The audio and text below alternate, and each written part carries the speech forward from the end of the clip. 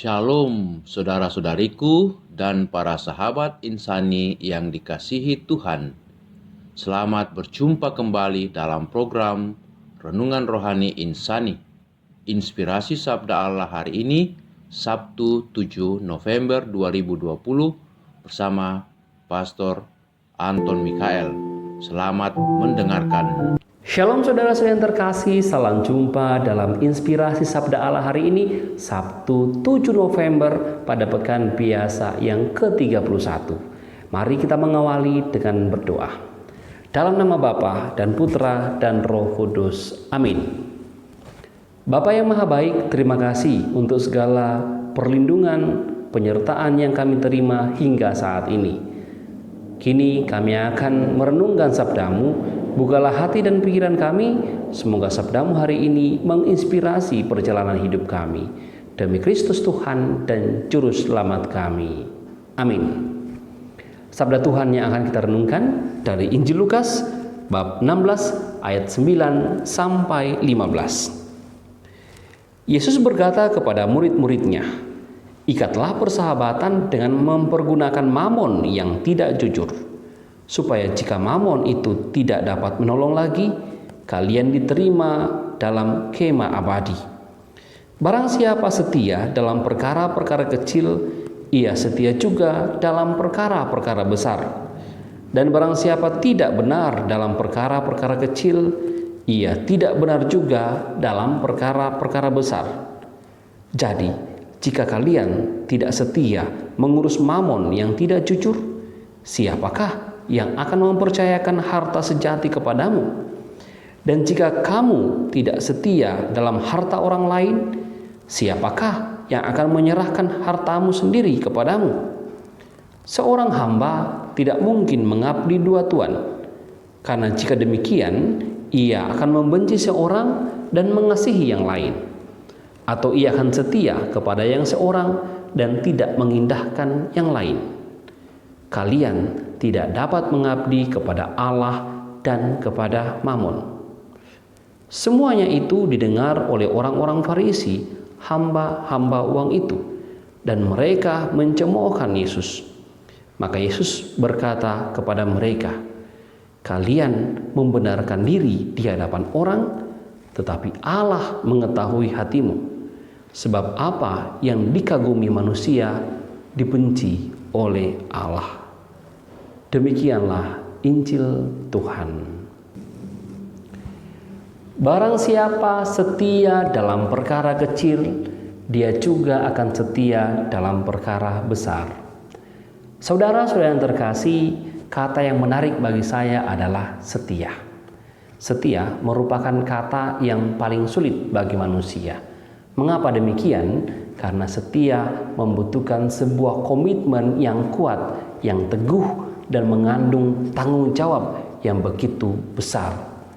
Komitmen yang kuat untuk tetap bertahan dalam situasi godaan, tantangan, dan cobaan, untuk tetap bertahan pada prinsip hidup yang dipegang. Maka apa yang dikatakan Yesus pada hari ini sangat penting untuk kehidupan iman kita. Bukankah kejatuhan manusia dalam dosa paling banyak disebabkan karena ketidaksetiaan manusia? Kita ambil contoh misalnya, ketika manusia jatuh pertama kali dalam dosa, itu disebabkan karena ketidaksetiaan manusia pada perintah Allah. Kejatuhan bangsa Israel ke dalam pencobaan juga lebih banyak disebabkan karena ketidaksetiaan bangsa Israel pada perjanjian Allah. Dan dari berbagai pengalaman kehidupan kita dapat merenungkan bahwa kejatuhan kita dalam cobaan dan dalam dosa lebih banyak disebabkan karena ketidaksetiaan kita pada perintah Allah. Namun saudara-saudara yang terkasih, yang menarik bahwa dari berbagai ketidaksetiaan manusia itu, Tuhan tetap menunjukkan kasih-Nya. Dikatakan dalam bagian Alkitab lain bahwa Dia yang memanggilmu adalah setia. Tuhan menunjukkan identitas dirinya yang adalah setia. Ada identifikasi diri Tuhan pada setia, pada sikap setia. Sepertinya Kesetiaan memang hanya milik Tuhan. Namun ini penting bagi kita untuk mengetahui kesetiaan Tuhan, menjadi pengetahuan yang besar bagi kita bahwa karena kesetiaan Tuhan, Tuhan tetap membuka tangannya, membuka pintu maafnya bagi kita manusia yang kadang tidak setia. Dalam Injil hari ini, Yesus berkata, "Barang siapa setia dalam perkara kecil, dia juga akan setia dalam perkara besar." Yesus mau mengajak umatnya, para muridnya, pendengarnya untuk memberikan perhatian pada kata setia. Yesus tahu bahwa persoalan utama yang banyak merongrong kehidupan manusia terletak pada persoalan kesetiaan. Cukup banyak kita digodai untuk tidak setia. Tantangan-tantangan dan persoalan-persoalan yang kita hadapi dalam kehidupan ini juga tidak banyak atau juga selalu menuntut atau juga seringkali diperhadapkan pada persoalan kesetiaan. Oleh karena itulah Yesus menyatakan dengan sangat tegas bahwa kesetiaan diperlukan untuk keselamatan hidup.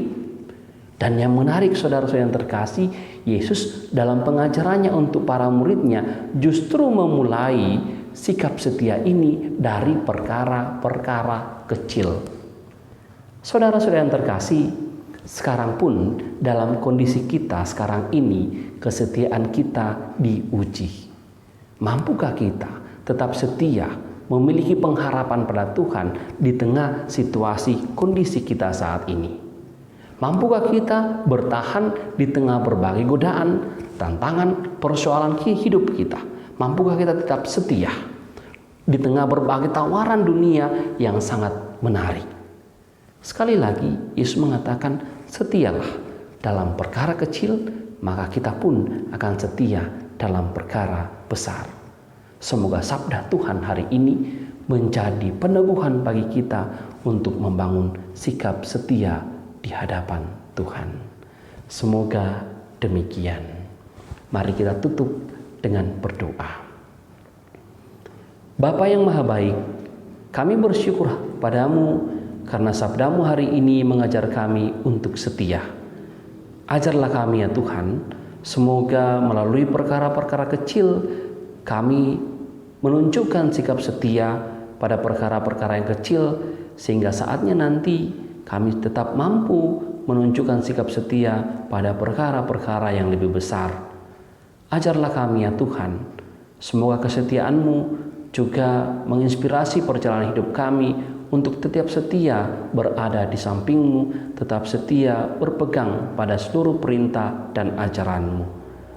Ini doa yang kami sampaikan kepadamu dengan pengantaran Kristus Tuhan dan Juru Selamat kami. Amin. Dan semoga saudara-saudara yang terkasih diberkati oleh Allah yang Maha Kuasa, Bapa, Putra, dan Roh Kudus. Amin. Terima kasih saudara-saudariku dan para sahabat insani yang telah mendengarkan sabda Allah. Saya Pastor Marcel Lorotandung mengucapkan berlimpah terima kasih kepada Pastor Anton Mikael. Semoga Pastor bersama dengan rekan-rekan imam, para frater dan segenap penghuni Seminarium Angin Mamiri Yogyakarta senantiasa diberkati Tuhan dalam setiap aktivitas dan pelayanannya.